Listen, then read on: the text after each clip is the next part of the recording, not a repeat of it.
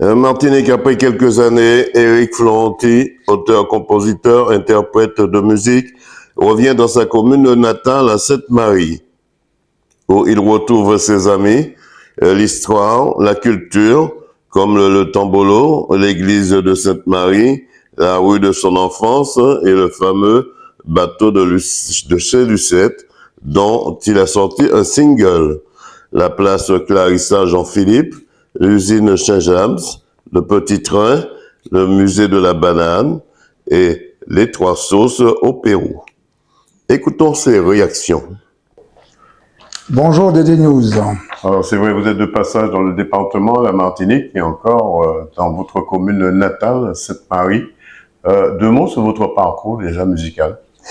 Eh ben, mon parcours musical, il est vrai, le parcours musical est très très long, mais bon, on va faire court. On va faire court. On va faire très très court. Sinon un petit volume ne suffirait pas. Oui, parce qu'il est vrai quand je vivais en Martinique dans les années 72, je faisais partie d'un groupe qui s'appelait les Stentors. Et puis après ça, bien sûr, j'ai fait un petit passage à la chorale de Sainte-Marie. Et après, j'ai eu, lors d'une fête foraine, j'ai eu une petite, comment dirais-je, le premier prix sur une chanson, et ça m'a permis justement de continuer à vivre la musique, et j'ai profité justement du départ de la métropole en 74 pour pouvoir performer mon côté musical. Militaire, je suis revenu sur Paris et c'est là que j'ai eu le groupe Super Kings qui ont fait appel à moi pour en tant que chanteur de live.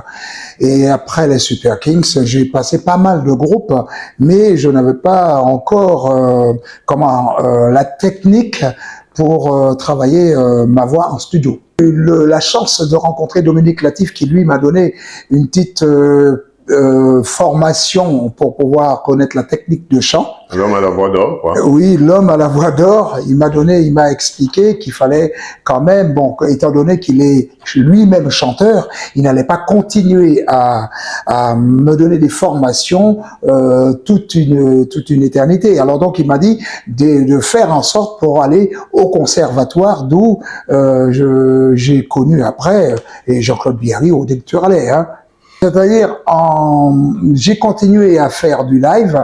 Après, j'ai fait un peu de studio avec Jean-Claude Biarri au Délecturalais, dont on a créé le groupe Zoukmania.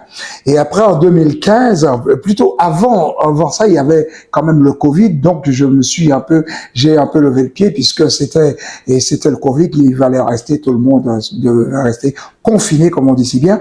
Et après, avec mon épouse, on a décidé de créer comme un concept qui s'appelle Fanatic Mania, voilà, d'où et on a créé un groupe avec les Naïades en l'occurrence.